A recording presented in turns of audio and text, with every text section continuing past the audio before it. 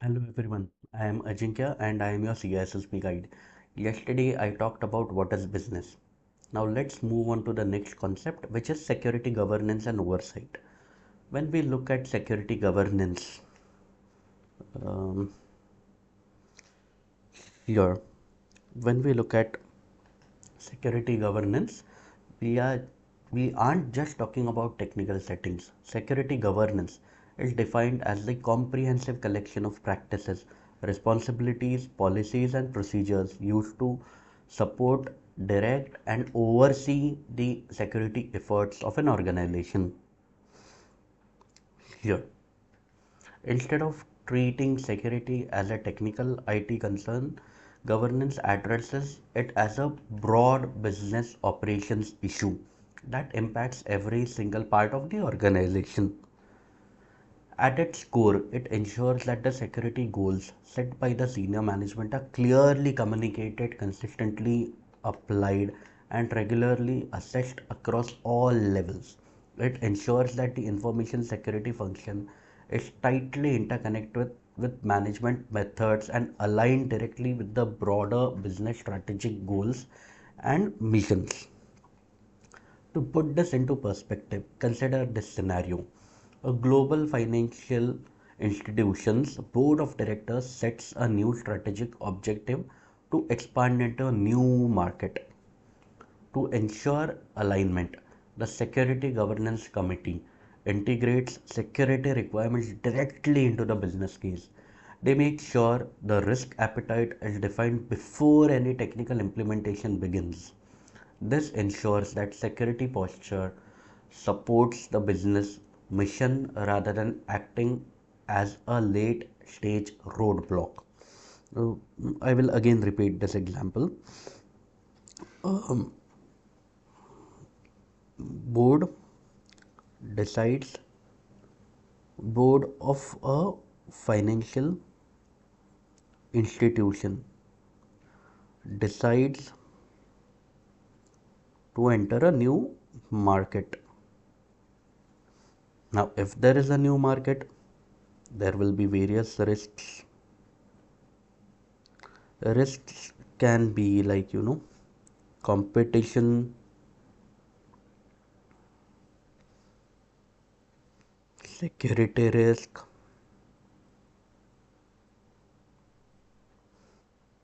whether sales will increase, and all of that. These are all kinds of risks, not only security risk, but for CISP, we'll only focus on security risks.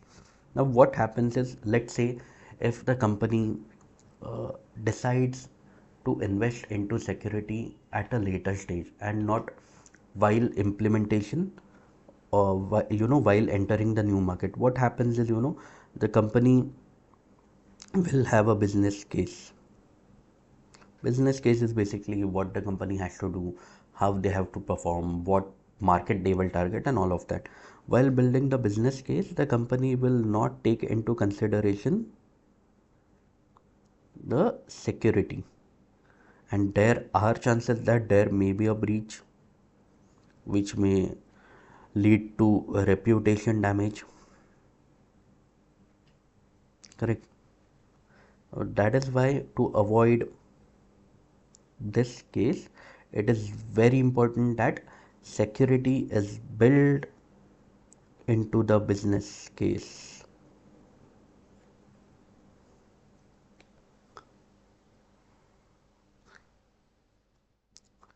We always say that the security should be designed into everything and it should not be bolted on anything. So this is what we mean by building security into the business case. I hope you are able to understand this. Moving on to leadership and oversight. Fundamental characteristic of security governance is that it operates at the highest organizational level. In an optimal setup, security governance is performed by the board of directors. Yep. In smaller organizations, these responsibilities might be handled by the CEO or the CISO. If the importance of security flows down from the top management, then the security is taken very seriously as the board is involved. Now let's discuss organizational priorities.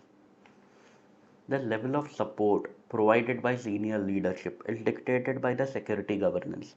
You must remember that this high level endorsement is an absolute requirement for success of any information security program, like I mentioned above, in business case, and here about board of directors that we saw.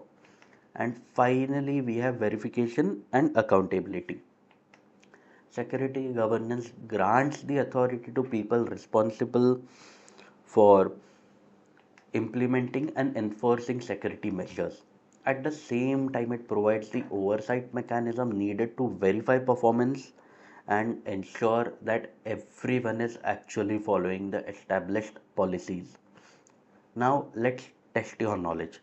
The next question is on the screen for you. Now, which of the following best describes the primary goal of security governance within a mature organization? We are talking about primary goal. Now, let's read at the answer. Let's read the options. Now, we are looking at what best describes the primary goals of security governance within a mature organization. Now, ensuring that technical security controls are configured according to vendor best practices. Hmm, I'm not sure. Let's park this option. Now, second is providing a framework to ensure security activities align with business strategy and receive senior management support. This seems like a good option, but again, let's park it because we have not read the other option and we have to find the best goal. A third option is transferring all responsibility for security breaches from senior management to IT department. Again, it doesn't seem to be a good option. It seems like we are playing blame games. Senior manager doesn't want to be involved and they want to transfer all the blame to the IT department. So I can straight away eliminate this option. This doesn't seem to be a very good option. Now next is automating the enforcement of security policies through use of artificial intelligence. Now this also seems to be a valid option. Now let's look at the three options that we have. Ensuring that technical security controls are configured according to vendor best practices. Now we are talking about primary goal and what best describes the primary goal of security governance. Now, when we are talking about security governance of an organization, why should we think about what configurations, what best practices are proposed by the vendor? So again, I can eliminate this option as well. Now we are left with B and D. Now let's look at D. Automating the enforcement. Now we are talking about automating the enforcement of security policy through the use of AI. Now this is a good option, but the better option here we have is B, because in B we say that the security activities are aligned with business strategy. Remember the example we saw about business case, that security should be built into the business case. So this vaguely talks about that concept. And here we are also talking that senior management support is received. So again, in the same example and in the concept above, we saw that senior management involvement is important. So that is the best. This describes the primary goal of security governance within mature organization. I hope you are able to understand this concept. The correct answer, like I said, is B, because the primary purpose of governance is to provide a framework that ensures security activities are aligned with the business strategy and backed by senior management. Now let's move to the next topic, which is roles. The next section is various roles within the organization. Now, before we understand the various roles, we should understand who are board of directors and who are the C-suite members. I have mentioned the above terms various times today and in the before videos. Let us clear the meaning of these terms before we deep dive into the roles. Now, strategic governance is facilitated through these two distinct yet integrated functions. While these entities collaborate to ensure organizational longevity, their spheres of influence are separated by a very clear line of oversight and execution. Now, main point for us to understand is how to add a new page. Think I'll have to go here. We are here. I'll have to add a new page. Sorry, just a minute, guys. I have a new page. Okay. Now, like I said, um, the clear line of difference is around execution and oversight. Oversight, and here we are talking about execution. Now, when I just started understanding about the financial world during the initial days of my career or initial days of my adult life, I can see, I kept on hearing the terms shareholders, board of directors, CEO, and all of that. I was confused as to who does what, whether one person holds multiple positions, who decides these positions. I am sure you may also have thought about these. While I will not go deep into the shareholders, appointment of board, and all of that, as that's a separate topic which will take months to complete. It's all about legality and all of that. So I will try to summarize all of it in very few paragraphs so that you are never confused about these terminologies. And these terminologies are important to be understood in CISSP so that we can make good decisions when we are actually working in an organization. In a standard corporate structure, the shareholders are the actual owners of the company. So let's say this is a company. Now, who owns it is the shareholders. Shareholders can be anyone. Even you and I are shareholders of few companies. Since we cannot run the companies, we, the shareholders, appoint board of directors. Now we own and we cannot run the company. Hence, we appoint board. We call it as board or board of directors. It's the same, guys.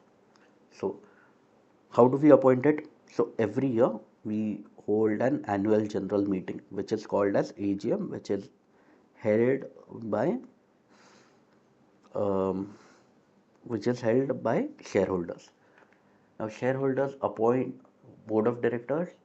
During an AGM, shareholders exercise their voting rights to elect directors who will represent their interests. Now, why do we appoint these? Like I said, we can't run the business, we can't operate in a day-to-day fashion with the company. That is why we have to appoint board of directors and they have to represent our interest. Okay. Board's job is to provide high level oversight to the organization management. Now let's discuss the C suite. Executives such as the CEO, CFO, and COO are appointed by the board of directors. Let's get into C suite. Now, who appoints them is board of directors. By C suite, we saw briefly what C suite people are. They are CEO, CFO, CIO, etc. Right? Yeah. While shareholders own the company, the board is responsible for selecting, hiring, and evaluating the performance of the top executive leadership. This structure ensures the business is being run effectively on a day to day basis. To put this into perspective, imagine a massive shipping corporation. The shareholders are the thousands of people who bought stocks in the company. They vote for a board to keep the company's long-term interests safe. That board then goes out and hires a CEO to actually captain the ship and manage the crew. Now that we are clear on the meaning of the term shareholders, board of directors, and C suite people, let's understand the granular difference between the board and the C suite people. We were here. Now, the reason for explaining you all of this was is because we need to understand who are shareholders, who are board, or who appoints them. To summarize it again, shareholders are the owners of the company. Since they cannot run the company on a day-to-day basis, they appoint a board of directors. The board of directors are responsible for oversight of the company, and they appoint experts such as CEO, CFO, and all of those who run the company on a day-to-day basis. You know, now let's get into the clear line of difference between these. We saw that the clear line can be differentiated between oversight and execution. Like we discussed earlier, governance at the top of the organization is the primary motto of the board. They are mandated to provide overarching oversight and establish the strategic direction of the company. This ensures that the organizational activities remain congruent with the shareholders' expectations, legal requirements, and corporate objectives. You will typically see diverse professional backgrounds represented within the board membership to provide objective guidance and external perspectives. It is critical to note that the actual administration of daily business operations is not performed by this group. Now let's discuss the C-suite. So oversight is provided by the board of C-suite. Senior level leadership is concentrated here, where executives such as the CEO, CFO, and CISO reside. These individuals are designated as the ultimate owners of the business functions. Full responsibility for daily management, the allocation of budgets, the execution of operations is held by these officers. You know, now this is done by the C suite. I hope you are able to understand who are shareholders, who are board, who are C suite, and what is the difference between board and C suite people.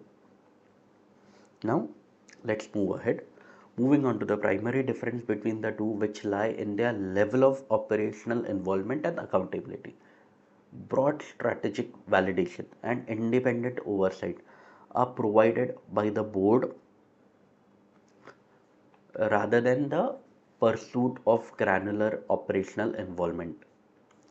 Findings regarding organizational practices are regularly reviewed by the internal governance committees and reported to the board to maintain situational awareness. In contrast, strategy, execution, and policy implementation are conducted by the C suite. These executives carry the ultimate legal and financial liability for organizational occurrences, encompassing security breaches, fraudulent activities, and regulatory adherence. Daily operations are overseen by the CEO, who functions as the highest ranking executive and typically reports or presides as the chairperson of board of directors. Now you guys understand, C-suite member can also be a part of board of director. Like we saw, CEO can have a seat with the board of directors. You know. To put this into perspective, consider this scenario. During an annual information systems audit, the board of directors review the high level IT risk posture to ensure it aligns with the corporate risk appetite.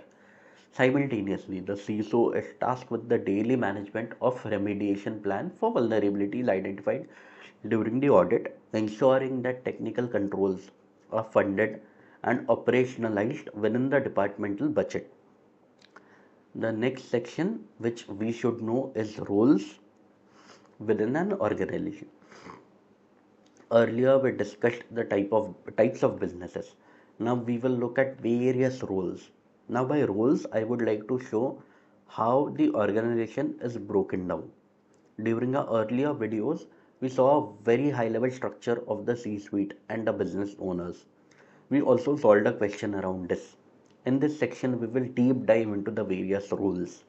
The organization can be broken down into C-suite, asset and data management roles, security and IT operational roles, general manager roles.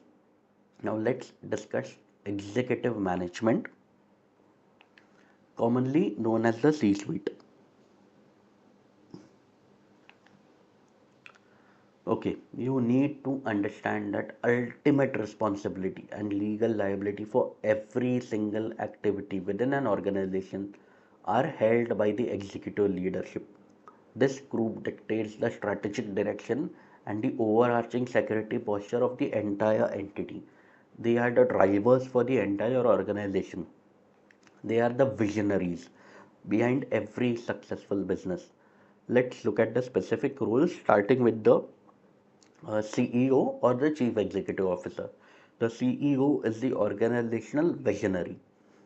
They oversee day to day management, strategic planning, budgeting, and operations to ensure the company stays stable and continues to grow.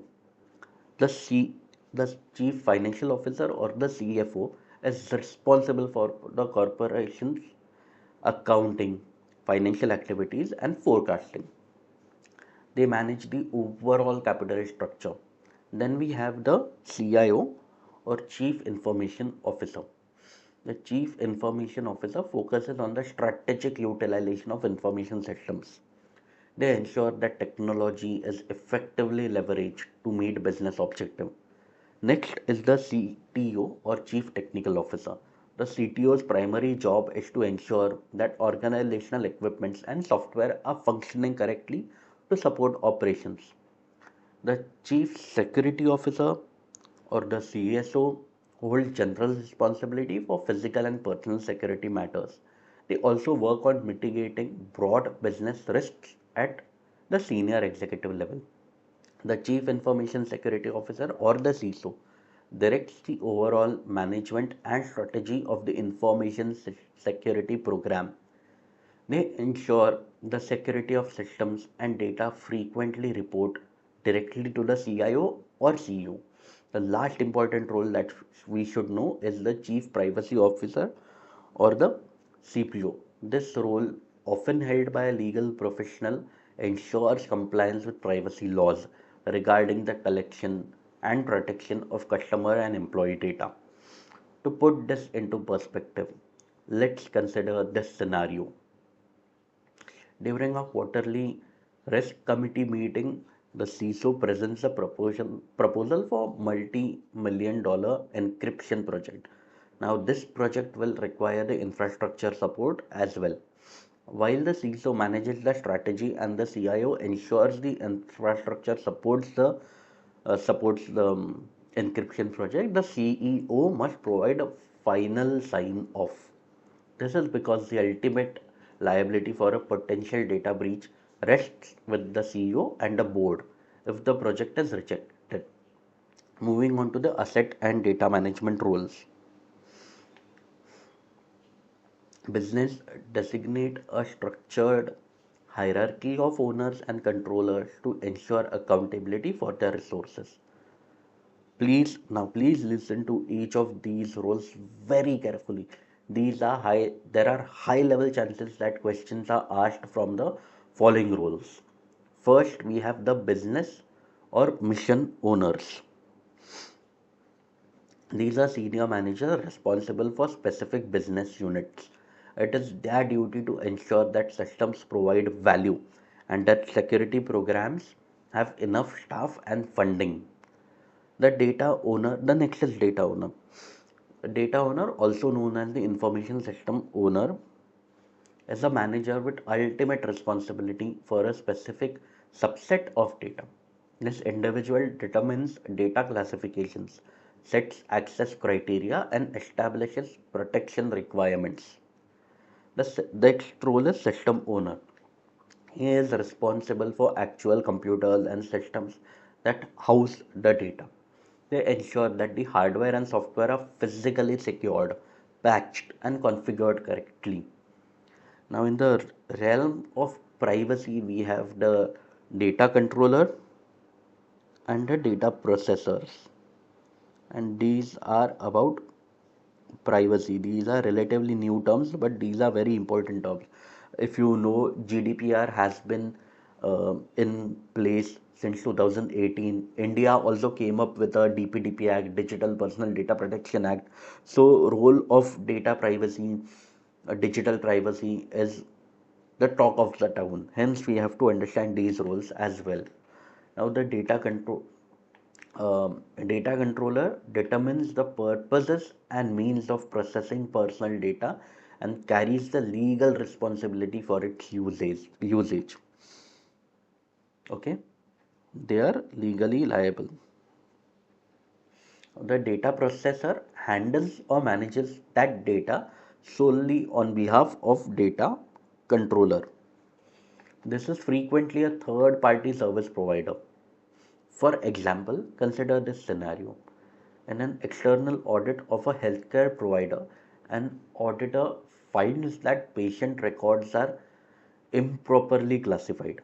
The data owner, such as the head of medical records, is held accountable. Medical records head is responsible for improper data classification. Meanwhile, the cloud provider hosting those records acts strictly as data processor. Now, this data, consider that this data is hosted on cloud. Now, this cloud vendor is data processor.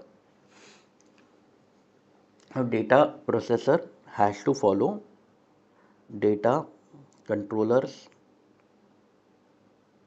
instructions.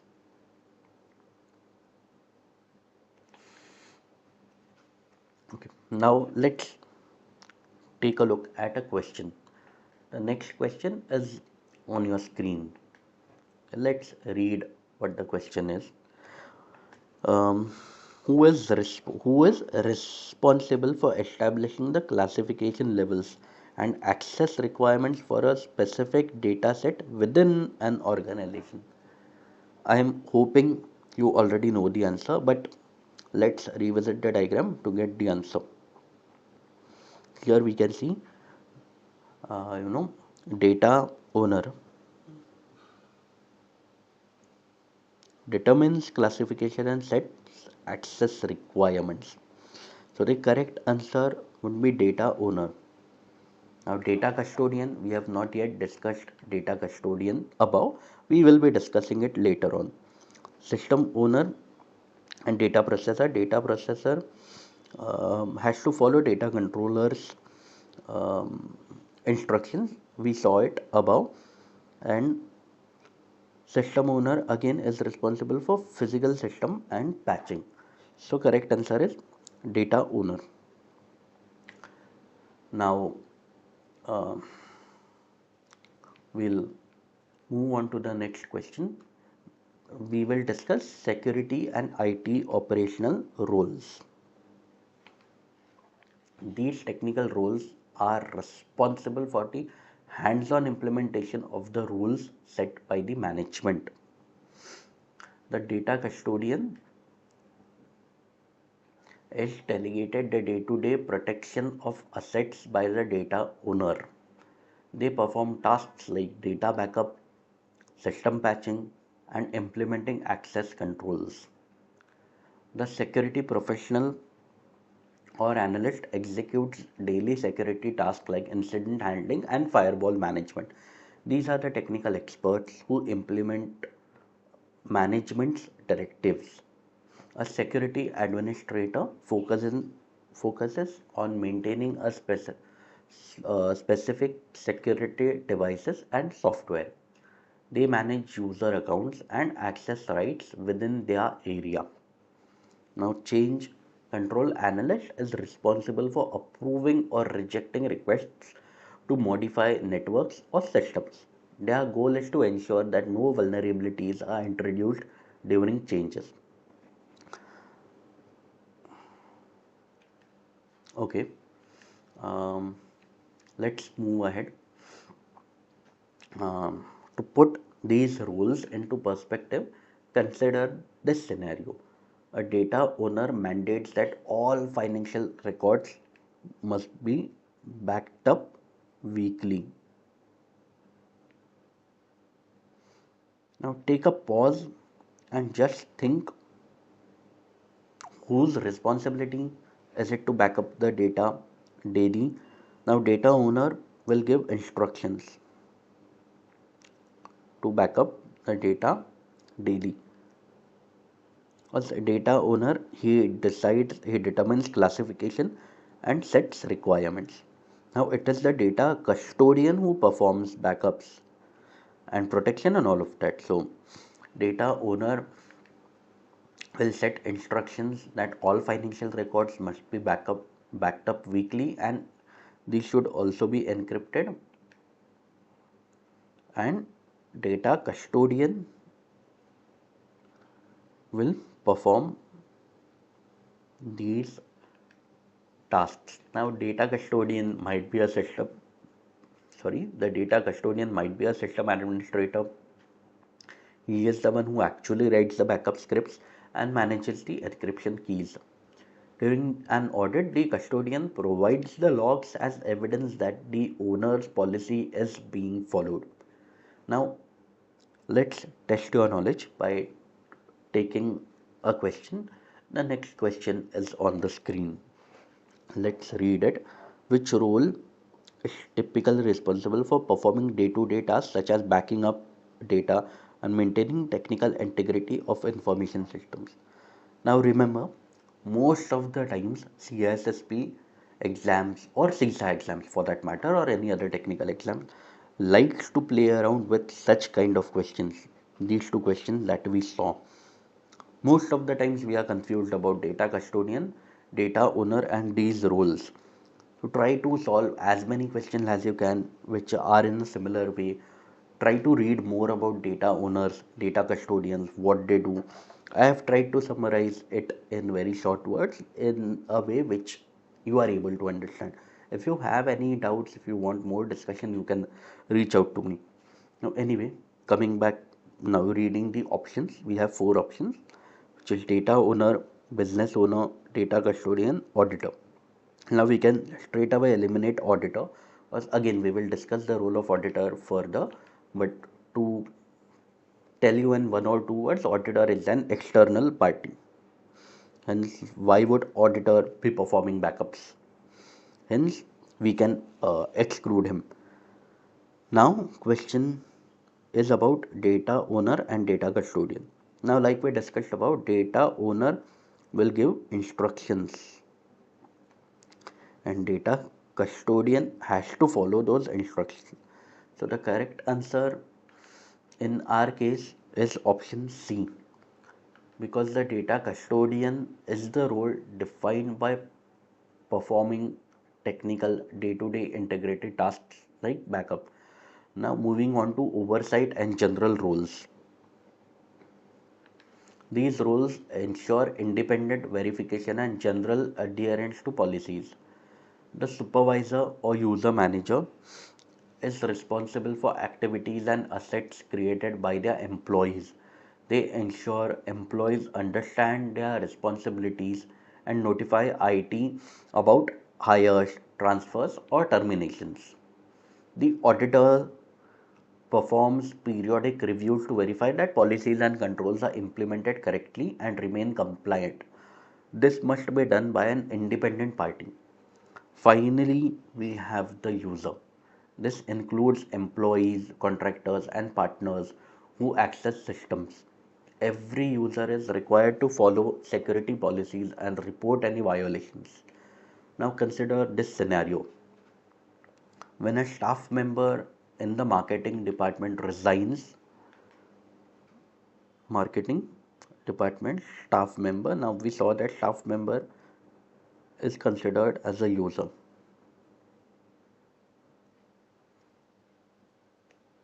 He resigns. Now, how will IT department know that the person has left. Someone should be there to communicate this. Now, this communication is done by user manager or supervisor.